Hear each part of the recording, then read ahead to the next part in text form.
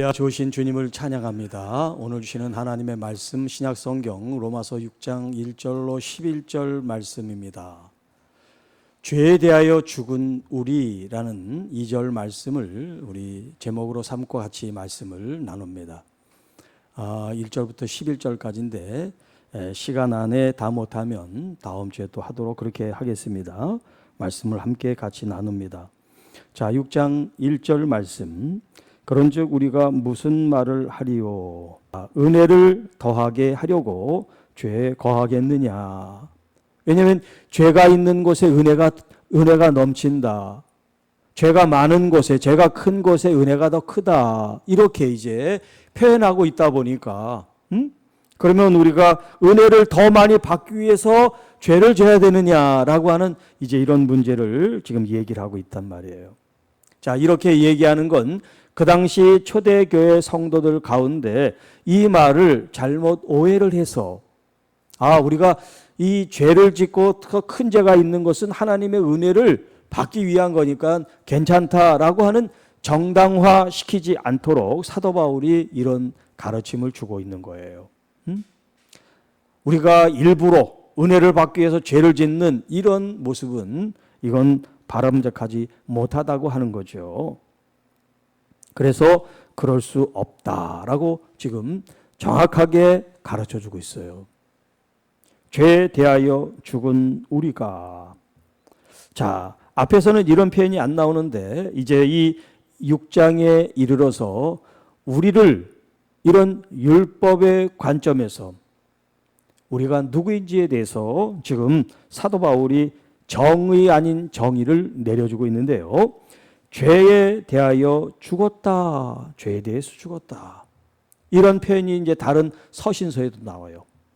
우리가 이제 옛 행실, 옛 모습에 죽었던 우리들이 다시 예수 그리스도로 살려졌다라는 표현을 이제 쓰고 있는 것과 같은 표현이라고 할 수 있어요.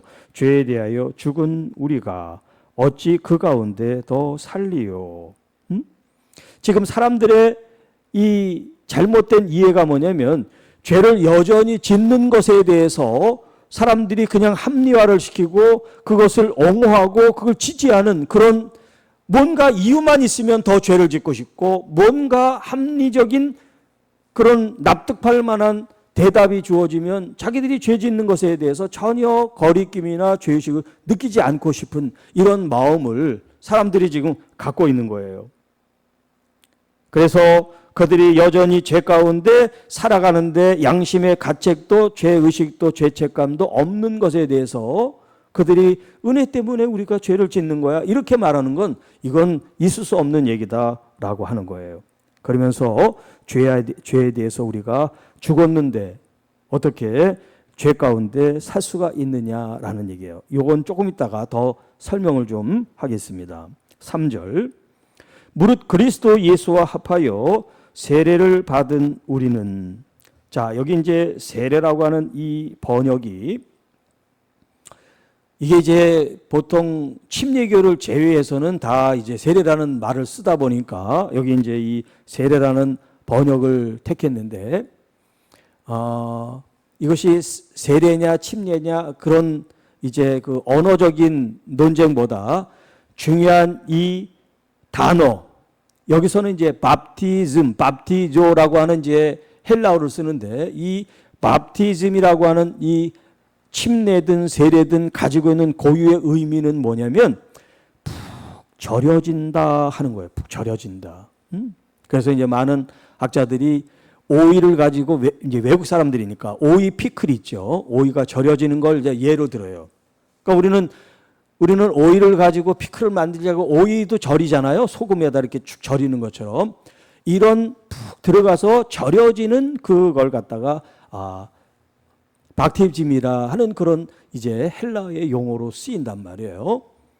그러니까 이렇게 물을 찍어서 붓든 아니면 물 속에 들어가든 이제 그런 어떤 현상에 대한 차이 말고 정말 그 자신이 그리스도의 것으로 자신들이 녹아져 내려가는 이 깊은 나 자신은 없어지고 그리스도로 깊이 하나가 되는 어떤 그런 이제 단어가 여기 밥티즘이라는 그런 단어를 쓰고 있는 거예요.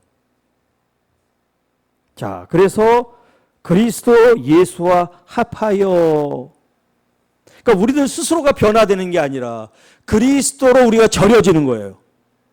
그리스도에게 우리가 풍덩 빠지는 거예요. 그리스도에게 전적으로 몰입되는 거예요. 응? 네.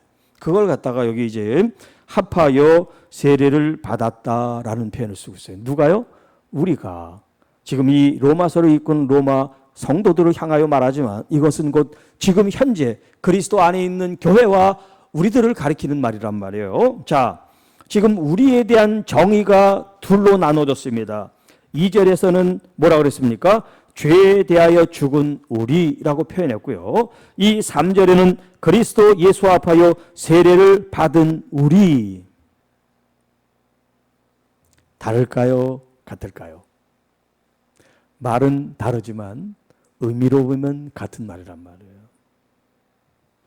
자, 또 좀 나가십시다.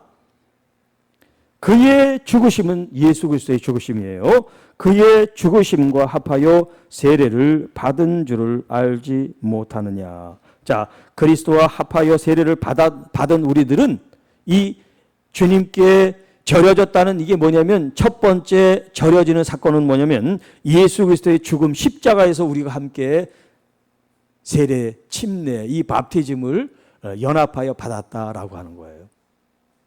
우리가 언제 예수님과 십자가를 졌습니까? 네. 우리는 십자가 진 적이 없죠. 그런데 예수 그리스도를 믿는 순간 여러분들은 주님을 구주로 영접한 순간 예수 그리스도의 그 십자가에 돌아가신 주님과 여러분이 연합된 거예요. 영적으로. 네. 육체적으로는 잘 여러분이 느끼지는 못해도 상관없어요. 여러분의 영혼이 그리스도와 함께 연합하여 이미 여러분의 영이 예수 그리스도의 십자가와 하나가 됐습니다. 지금 그걸 말하고 있는 거예요. 자, 그러므로 우리가 그의 죽으심과 합하여 세례를 받음으로 그와 함께 장사되었나니. 예수 그리스도께서 십자가를 지시고 장사가 되었죠. 그리고 무덤에 갇혔죠. 그리고 3일 만에 부활하셨습니다. 자, 이는 아버지의 영광으로 말미암아 그리스도를 죽은 자 가운데서 살리신 것 같이 우리도 또한 새 생명 가운데서 행하게 하려 함이라. 그리고 5절, 만일 우리가 그의 죽으심과 같은 모양으로 연합한 자가 되었으면 또한 그의 부활과 같은 모양으로 연합한 자가 되리라. 자, 이미 우리는 십자가로 연합한 자가 되었고 부활은 아직 아닌, 이미 예수님은 이루셨지만 부활을 이루셨지만 우리에게는 아직이 아니란 말이에요. Not yet, 아직 아니다, 그런 말이죠. Not yet, 아직 아니다.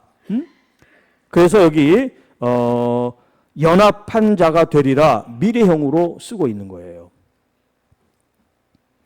자, 그러니까 우리는 예수 그리스도와 연합했는데 두 가지 관점에서 연합된 사람이에요. 여러분이 인정하든 안 하든 상관없어요. 예수 그리스도 안에 이미 여러분들은 십자가에서 한번 연합이 되었습니다. 그 십자가는 우리의 죽음을 말하는 거예요. 우리의 영혼은 다 죽었습니다. 그리고 두 번째 연합이 일어났는데 예수님께서 그 하나님께서 죽은 자 가운데서 살아나신 것처럼 오늘 우리도 부활로 연합되리라. 앞으로 있을 일에 대한 말씀을 하고 있어요. 네. 그 다음 6절, 우리가 알거니와 우리의 옛 사람이 예수와 함께 십자가에 못 박힌 것은 죄의 몸이 죽어 다시는 우리가 죄에게 종노릇 하지 아니하려 함이니 이는 죽은 자가 죄에서 벗어나 의롭다 하심을 얻었음이라. 자, 지금 2절에 있는 죄에 대하여 죽은 우리라, 이게 무슨 의미냐, 이게 무슨 뜻이냐라고 하면요, 여기 지금 6절 7절에 있는 말씀이 지금 죄에 대하여 죽었다라고 하는 그걸 지금 설명을 해주고 있는 말이에요. 자, 6절에 우리의 첫 번째 관심을 가져야 될 단어가 뭐냐면 옛 사람이에요. 옛 사람. 옛 사람. 그 옛 사람이 있으면 또 어떤 사람이 있을까요? 새 사람. 옛 사람이 있고 새 사람이 있어요. 네. 여기는 이제 새 사람이 안 나오지만 그건 당연한 거야. 옛 사람 있으면 전제한 건 뭐냐면 새 사람에 대한 전제니까요. 자, 그러면 이 옛 사람은 뭐냐면 예수 그리스도를 믿기 전에 나를 말하는 거예요. 예수 그리스도 믿기 전에 우리를 말하는 거예요. 우리가 다 옛 사람이야. 나의 옛 사람이 있고 우리의 옛 사람이 있겠죠. 나는 옛 사람 없는데요? 네, 그런 사람은 이상한 사람이야. 옛 사람은 누구나 다 있는 거야. 예수 그리스도를 믿는다면. 그러면 예수 그리스도를 믿지 않는 사람은 옛 사람과 새 사람이 있어요, 없어요? 없어요, 그 사람들은. 그렇게 나눌 수가 없어요. 왜냐하면 그들에게는 예수 그리스도 안에서의 새로운 삶이 없으니까. 믿지 않는 사람들이 당신이 옛 사람이며 새 사람이다. 그렇게 말할 전제거리도 안 되는 거죠. 그러나 예수 그리스도를 믿는 여러분들에게는요, 우리가 옛 사람과 새 사람에 대한 얘기를 할 수가 있습니다. 예수 그리스도. 예수 그리스도가 우리의 생애, 우리의 영혼의 분기점이란 말이에요. 내가 예수님을 믿느냐, 믿지 않느냐. 제가 지난주에 우리 교회 안에서 때문에 충격을 받고 교회 밖에서 충격을 받았어요. 근데 교회 안에서 얘기는 하지 않겠습니다. 교회 밖에서 집사님이래. 우리 교회 분들은 아니니까. 집사님이래. 그런데 제가 이제 말씀을 전하면서 구약에 있는 이 말씀은 오실 메시아 하나님의 아들에 대한 말씀이고 이 신약의 말씀은 오신 하나님의 아들 메시아의 말씀이다 그랬더니 질문하시기를 말씀 다 끝나고 예수님이 하나님의 아들이 오셨어요? 라고 묻더라고 나한테. 질문이 오셨어요? 그 이야기를 딱 듣는 순간 그 사람은 안 믿는구나. 예수님이 메시아로 하나님의 아들로 오신 걸 안 믿는구나. 그래서 내가 질문했어요. 예수님을 안 믿습니까? 예. 근데 그분이 집사래. 아, 우리 교회도 이런 분이 있으면 어떡하지? 그런 충격을 받았어요. 가장 중요한 예수 그리스도를 하나님의 아들로 믿어지지가 않고 인정이 안 되고 받아들여지지 않는데 이거 어떻게 하면 좋을까? 안 믿는 사람도 아니고 믿는다 그러고 집사라 그러는데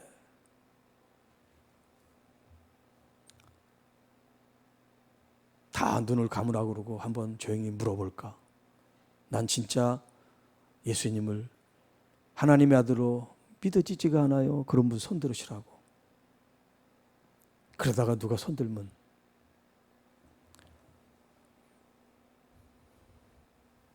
그런데 그분이 믿지 않는 이유가 있어요. 믿어지지 않는 이유가 있어요. 하나님의 아들 예수 그리스도가 메시아로 이 땅에 왔다면 왜 이렇게 이 세상이 혼란스럽고 질병이 있고 죄가 있고 전쟁이 있고 이렇게 하는 거예요. 이런 질문을 누가 하냐면 이단들이 주로 해요. 이단들이. 그래서 저 사람이 이단에 빠졌구나 그런 생각을 하게 됐어요. 말은 안 하지만. 왜냐하면 이단들이 사람들을 이렇게 미끼로 던져가지고 하는 말 중에 하나가 뭐냐면 예수는 실패했다고 얘기를 합니다. 그리고 그 종교의 교주가 그 실패한 예수 대신 왔다고 얘기해요. 이게 이단의 특징입니다. 그리고 이 땅의 죄 혹은 질병, 이런 혼란, 이런 고통은 우리 지금 이 그룹에 우리가 정한 이 숫자에 들어와야 진짜 구원을 받는다고 유혹합니다. 그래서 거기에 들어가려고 그래요. 진짜 지상 천국을 그들이 꿈을 꾼단 말이에요. 그래서 내가 그렇게 질문한 분들이 이제 그 그룹에 몇 분 있어서 그런 얘기를 했어요. 지금 그 사람 말고 다른 사람도 나한테 비슷한 질문을 했는데 제가 지금 그들에게 답하기를 여러분들이 성경을 너무나 기본적인 걸 모른다라고 얘기했어요. 뭐 어디 가서 성경 공부를 하고 어디 가서 뭐라고 막 그렇게 얘기를 하는데 가장 기본적인 성경에 대한 이해가 없다, 당신들은. 왜? 예수님이 오셔서 이 땅에 평화를 준다고 그러는데 그 평화가 전쟁과 기근과 죄가 없는 평화가 아니다. 그리고 지금 예수님이 오셨고 예수님이 오실 그 다음 재림 때까지 하나님께서 이 세상을 혼란 가운데 마귀가 역사하도록 두신 이유는 이 교회가 정결하게 되도록 하나님이 그들을 훈련시키는 과정이다. 성경에 나와 있는데 그들은 그걸 모르는 거예요. 보지 않는 겁니다. 가르쳐주지 않아요. 그러니까 이런 죄나 혼란이나 질병이나 이런 것들로 우리 그룹으로 와야 진짜 구원을 이룬다고 얘기해 줄 수 있는 거죠. 유대인들이 그러지 않습니까? 유대인들이 하나님의 아들 예수가 와서 자신들을 정치적으로 혹은 경제적으로 가시적으로는 통치를 해서 이 땅에 악의 세력을 물리쳐야 되는데 예수님 오셔서 그렇게 하시진 않았단 말이에요. 오히려 나무에 달려 죽는 예수. 저주받은 하나님의 심판을 받은 자지 하나님의 아들일 수 없다는 거예요. 그런데 이런 생각이 그 몇몇 뿐만이 아니라 많은 사람들이 이런 생각을 하고 있어요. 거기에 대한 대답을 여러분들이 분명히 갖고 있으시기를 바랍니다. 예수님은 이 땅의 지상 낙원을 말씀하시지 않습니다. 물론 그때가 있을 거예요. 그러나 아직은 오지 않았어요. 지금 이런 혼란과 죄와 이렇게 어려운 속에서 그럼 무엇을 해내냐면 우리가 이 속에서도 이런 시험과 환난 속에서도 예수 그리스도를 능히 붙들 수 있는 믿음을 주님께서 지금 테스트하고 계신 거예요. 연단하고 계신 거예요. 그럼에도 불구하고 하나님을 잘 믿고 있는지를 하나님께서 지금 우리를 확인시켜주고 계신 거예요. 그러니까 이 땅이 어떻다고 불평할 필요 없어요. 누가 어떻다고 시기하고 질투할 필요 없어요. 내 믿음을 내가 주님 앞에 잘 간수하고 더 성장 성숙시키는 이 과제를 여러분들이 잘 풀어나가는데 최선을 다할 수 있기를 축복합니다. 자, 그러면 여기 죄에 대하여 죽은 우리라고 하는 이 말과 그리고 우리의 옛사람이 예수와 함께 십자가에 못 박혔다고 하는 이 말이 갖는 의미가 뭐냐라는 거예요. 예수를 믿어도 사실 우리가 삶에 있어서 어떤 결정적인 변화가 있는 게 아니잖아요. 내가 예수를 믿었다고 갑자기 얼굴이 환해져가지고 빛이 나타나고 갑자기 선한 길을 막 쫓고 내 앞에 막 좋은 일만 생기는 거 아니잖아요. 자, 그러면 지금 죄에 대해 죽고 옛사람 예수 그리스도와 합하여 우리가 죽었다고 하는 이 의미가 뭐냐는 거. 십자가에 못 박혔다는 게 뭘 말하라느냐는 거죠. 우리 영의 가장 깊은 인간의 욕망과 욕심, 이 죄성이 예수 그리스도와 죽음의 연합함으로 말미암아 그것이 십자가에 내어주게 되었다는 거예요. 예수님만이 돌아가신 게 아니라 예수님의 그 십자가의 사건으로 주님, 내가 나의 이 죄가 나의 이 죄의 본성이 예수 그리스도의 십자가에 함께 죽었습니다 라고 여러분들이 고백하고 인정하고 인식하고 살아가는 거예요. 사실은 예수 그리스도를 영접하고 믿게 됐을 때부터 이런 교육을 했어야 돼요. 우리가 예수를 믿으면 어떤 마음과 자세와 태도를 가지고 살아야 되는지 이렇게 아주 찬찬히 가르쳤어야 돼요. 그런데 보통 전도하거나 교회에서 이렇게 가르치기보다는 예수 믿으면 복 받아요. 예수 믿으면 좋은 일이 생겨요. 이렇게 뭉뚱그려서 얘기하다 보니까 예수 믿으면서 우리가 죄와 싸우는 것에 대한 의미 부여를 못하고 내가 옛사람과 새사람으로 지금 어떻게 변화돼서 내가 어떤 좌표를 가지고 가고 있는지에 대한 개념도 없고 이런 상태에 놓이게 되었습니다. 그러니까 이제 여러분들 정리하면 여러분들이 알든 모르든 이미 예수 그리스도 안에서 예수 그리스도를 믿는다고 하면 예수님의 그 십자가의 죽음이 여러분의 것이며 여러분도 함께 죽었습니다. 그 죽음이 무엇을 죽였냐면 우리의 죄를 죽였다는 거예요. 응? 우리의 죄를 죽였다는 거예요. 예수님이 십자가를 지신 이유가 뭐예요? 죄의 권세, 마귀를 이기신 거잖아요. 네. 그래서 죄의 몸이 죽어 다시는 우리가 죄에서 죄에게 종노릇 하지 아니한다라고 하는 표현을 쓰고 있어요. 자, 그런데 이제 문제가 뭐냐면, 그러면 우리가 예수 그리스도 안에서 내가 죽었다고 인정하고 인식하는 것까지는 좋은데, 정말 그러면 예수 그리스도를 믿는 이후에는 죄를 짓고 안 사냐는 거죠.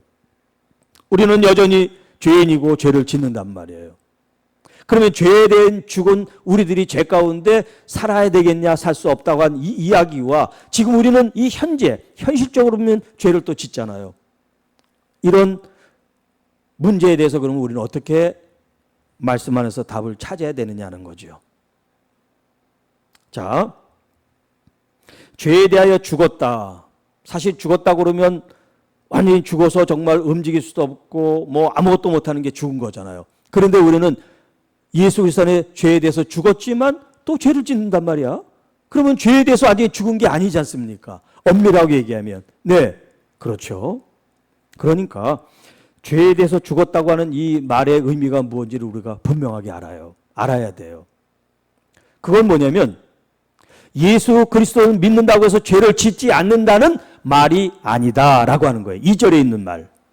죄에 대하여 죽은 우리라고 할 때 이 말은 우리가 예수 그리스도를 믿는다고 해서 죄를 짓지 않는다라고 하는 말이 아니다라고 하는 거예요.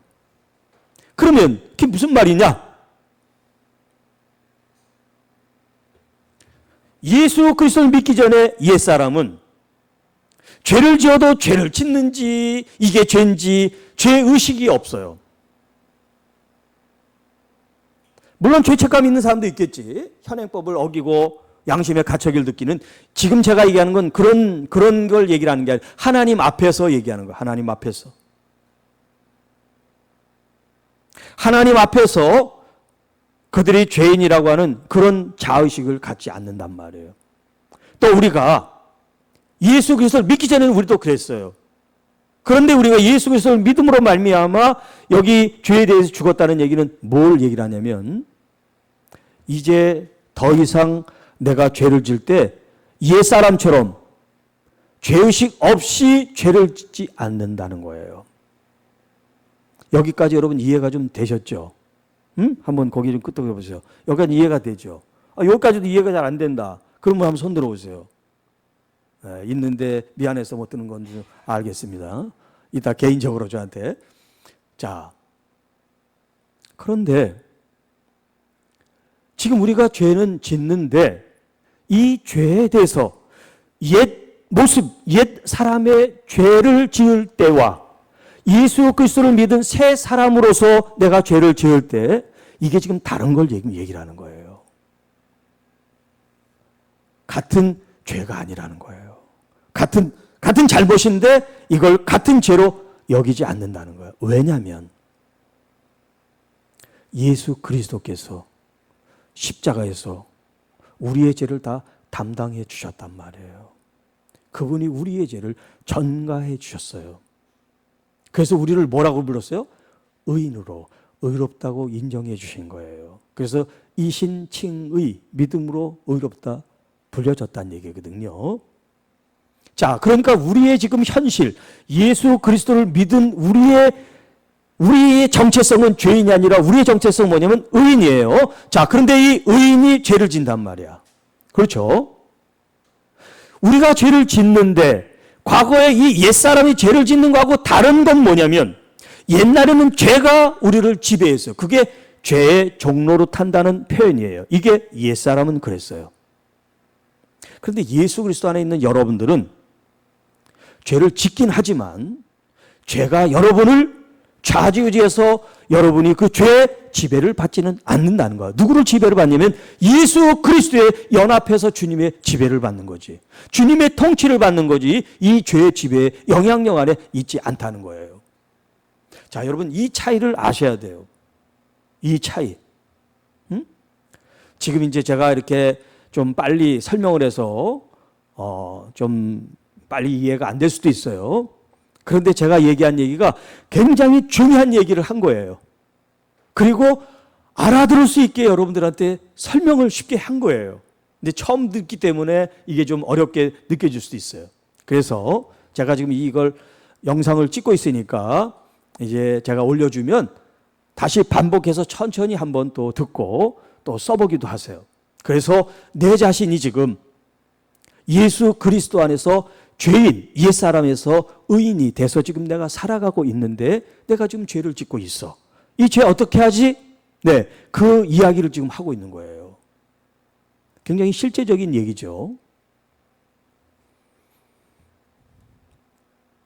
예수 그리스도를 믿기 전에 옛사람은 죄의 영향력, 죄의 지배를 받게 돼 있어요. 죄가 좌지우지하는 대로 살 수밖에 없는 죄인이야, 그야말로. 그런데 예수 그리스도를 믿고 주님을 구주로 영접한 우리들은 더 이상 죄가 우리 마음속에 좌지우지하고 우리를 종노릇하게 할 수 없다는 거예요. 왜? 우리 안에는 성령, 하나님의 영, 성령님이 우리 안에 계시기 때문에. 그런데 우리는 죄를 짓잖아요. 응? 그런데 우리가 죄를 짓는 것은 과거에 하나님을 몰랐을 때 죄를 짓는 이런 죄의식과 지금 내가 죄를 짓는 이 의식은 다르다는 얘기예요. 옛날에는 부끄러움도 몰랐어요. 죄송함도 몰랐어요. 회개해야 된다는 것도 몰랐어요. 옛사람은. 그러나 새사람은 죄를 지면 어떻게 해요? 죄송하잖아요. 빨리 죄를 털어버리고 싶잖아요. 그리고 하나님의 은혜 속에 더 가까이 가고 싶잖아요. 그렇습니까? 안 그렇습니까? 네.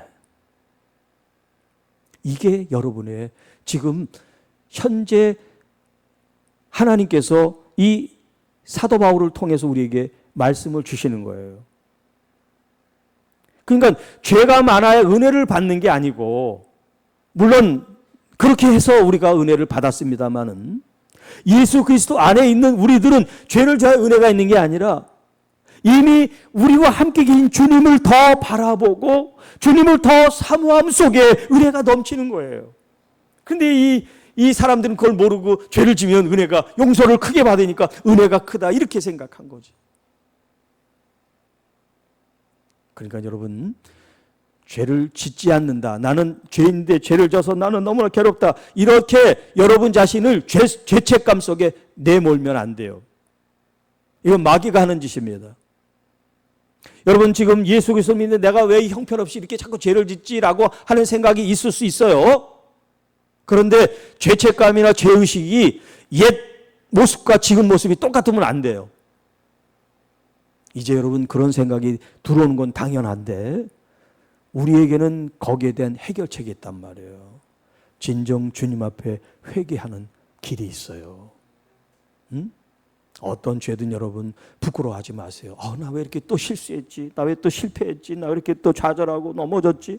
네, 우리 인간이 그래요. 하나님 앞에 갈 때까지 넘어지고 부서지고 깨지다가 그러면서 아버지 품에 안기는 거예요. 예수 그리스도를 믿었으니까 나는 거룩한 하나님의 사람이야 하고 그렇게 깨끗하게 정결하게 튼튼하게 온전하게 가는 사람 없어요. 하나님이 원하는 건 그게 아니에요. 그런 슈퍼맨을 원하는 게 아니에요. 로봇을 원하는 게 아니에요. 우리가 부서지고 넘어져도 주님 앞에 다시 감으로써 아버지 제가 아파요, 아버지 제가 이렇게 연약해요 라고 하는 고백을 통해서 아버지를 더 가까이 사랑할 수 있는 그 자녀를 주님은 원하시는 거예요. 그래서 두 번째 아들 탕자의 비유, 그 아버지는 아들을 한없이 기다리잖아요. 지금도 여전히 네가 가서 무슨 일을 했니? 돈을 얼마 까먹었니? 그런 거 일체 관심도 없어요. 내 아들이 내 앞에 있는 것만 나는 더 좋단다. 응? 여러분 아내가, 여러분 자녀가, 또 성도 여러분 한 사람 한 사람들이 그냥 보기만 해도 막 좋아 넘쳐지는 그런 마음이 우리 속에, 왜냐하면 예수님이 나 한 사람 한 사람들 향하여 그런 마음을 가지고 우리를 대하신다는 걸 우리가 알면 정말 주님 앞에 나온다는 게 이게 막 천근만큼 무거워서 또 예배드리러 가야 돼, 또 기도가 있어, 이게 아니라 하나님 앞에 갔는데 너 너무 좋아서. 다른 사람이 이제 이상한 거 아니야? 그렇게 해도 상관없어요. 여러분, 주님에 대한 나의 마음이 이렇게 몰입되고 하나가 되고 연합되는 거 주님이 얼마나 바라실까요? 여러분은 어떻게 부흥을 정의하시는지 모르겠지만 저는 부흥이 여러분 한 사람 한 사람들이 성령 안에서 주님을 더 뜨겁게 만나고 깨어나서 성장하고 성숙해가는 거, 그걸 저는 부흥이라고 정의 내리고 싶어요. 그런 우리 교회가, 우리 장로님들, 권사님들, 안수집사님들 한 분 한 분 그런 마음으로, 그런 자세로 주님을 만나며 신앙생활 하실 수 있기를 축복합니다. 자, 다 눈을 감고 한번 주님만 생각해 보세요. 여러분에게 주님은 어떤 의미이신지, 또 주님과 여러분은 얼마나 가까우신지 말이에요. 우리 주님 생각할 때 가슴이 설레이고 보고 싶고 그렇습니까? 나를 위해 십자가에서 자신의 모든 것을 다 쏟으셨고 지금도 하나님 보좌 우편에서 너무나 안타까워하며 탄식하며 우리를 위해서 중보기도 하시는 주님, 그 음성을 들어보신 적이 있으신가요? 내가 무엇이 간데, 내가 뭐 이렇게 잘났다고 나를 위해서 십자가 지셨고, 그리고 다시 부활의 첫 열매가 되셨고, 그리고 지금도 나를 위해 여전히 중보기도 하시는 주님, 그 주님을 여러분 얼마나 가까이 사랑으로, 경외감으로, 존중함으로 정성껏 섬기고 계신지요. 한번 여러분 조용히 기도하는 시간을 갖겠습니다.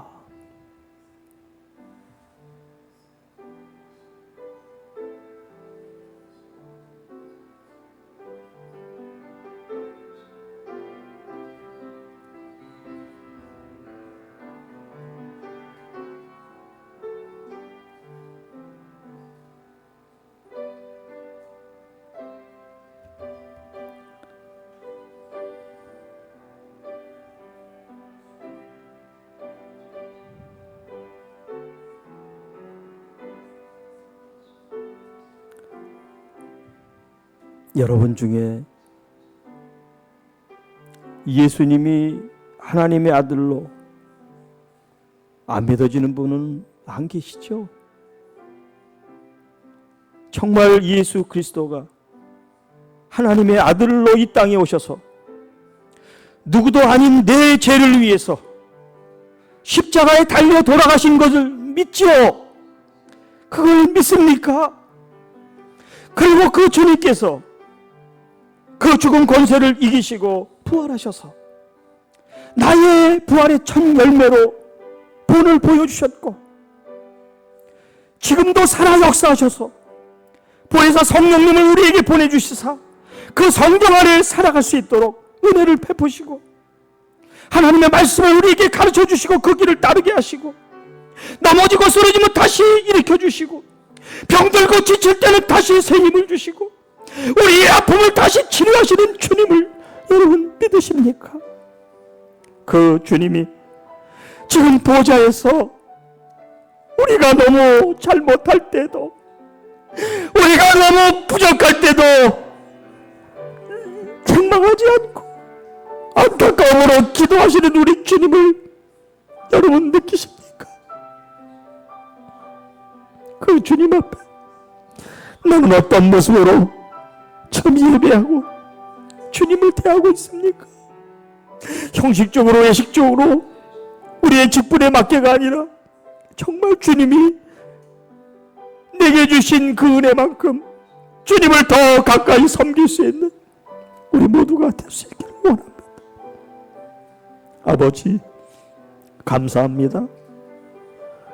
우리를 불러주시고 예수 그리스도 통해서 우리를 구원해 주셔서 감사합니다.